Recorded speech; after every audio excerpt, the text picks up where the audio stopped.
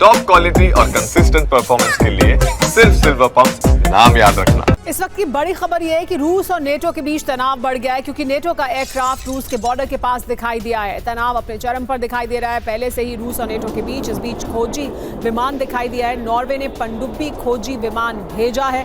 रूसी सैन्य ठिकाने के पास दिखा ये विमान और इसके बाद तनाव बहुत ज्यादा बढ़ गया है नेटो और रूस के बीच।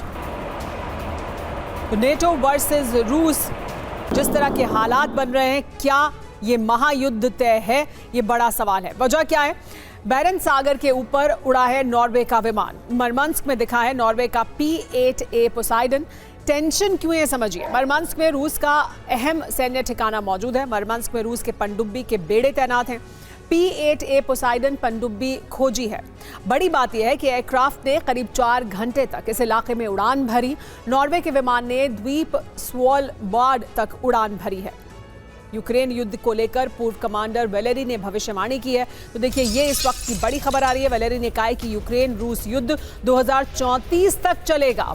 वैलेरी ने कहा है कि यूक्रेन युद्ध का नया दौर अब शुरू हुआ है।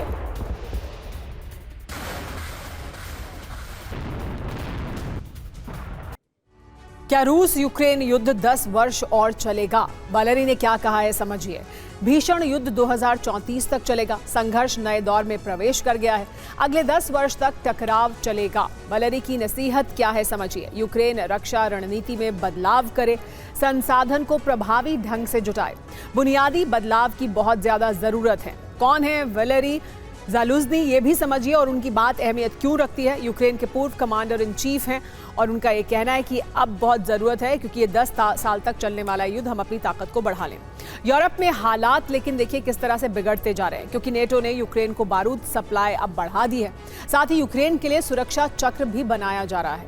बौखलाए रूस ने भी लंबे युद्ध की तैयारी शुरू कर दी है, जिसे नेटो पलटवार करे तो भारी तबाही मचाई जा सके। अब रूस 4 फ्रंट पर युद्धाभ्यास कर रहा है। बाल्टिक से आर्कटिक तक वॉरशिप आग उगल रहे हैं।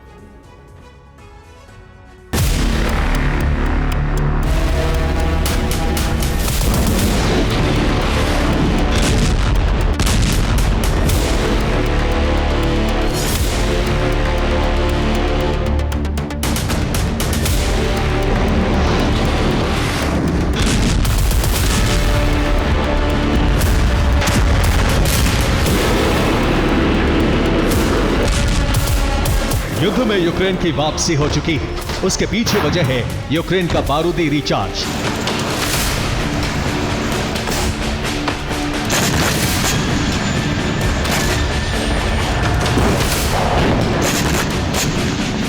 अभी तक अमेरिका को छोड़कर दूसरे नेटो देश यूक्रेन को हथियार सप्लाई कर रहे थे, लेकिन जैसे ही युद्ध विराम की कोशिशों को झटका लगा, ट्रंप ने यू टर्न ले लिया।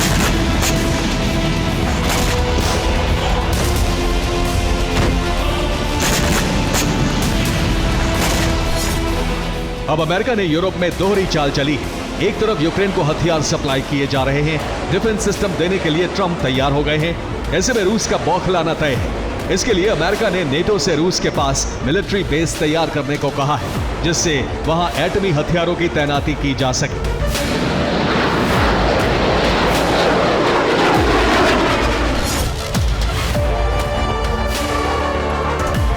जबकि इससे पहले अमेरिका ब्रिटेन में न्यूक्लियर वेपन की तैनाती कर चुका है।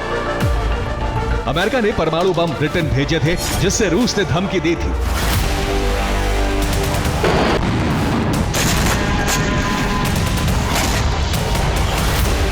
लेकिन अब रूस के पास भी अमेरिका एटमी हथियारों की तैनाती करेगा तो पुतिन का पारा बढ़ना तय है।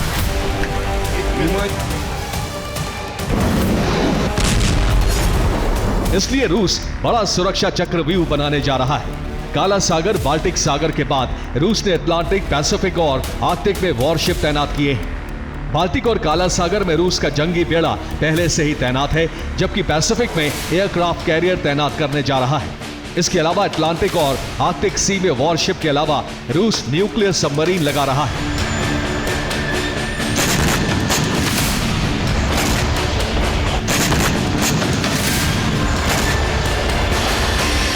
यानी रूस ये बता रहा है कि अगर अमेरिका एटमी कंटेनर भेजकर रूस को टारगेट करने की प्लानिंग कर रहा है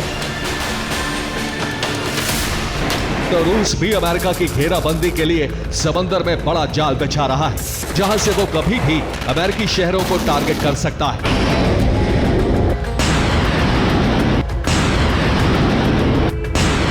सिर्फ इतना ही नहीं, रूस ने संकेत भी दे दिया है कि वो हर परिस्थिति के लिए तैयार है।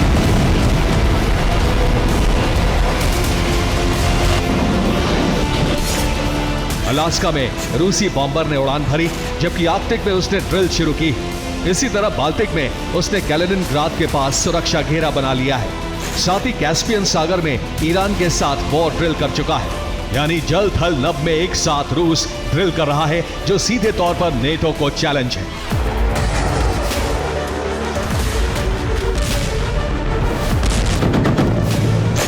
रूस की तैयारी यहीं तक नहीं है।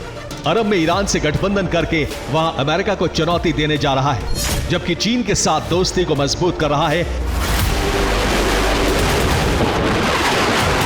दोनों साथ में साउथ चाइना सी में युद्धाभ्यास करने जा रहे हैं। ये पुतिन का आक्रोश है जो अब दिख रहा है, क्योंकि यूक्रेन को हथियार देकर अमेरिका ने रूस को सीधा चैलेंज किया है।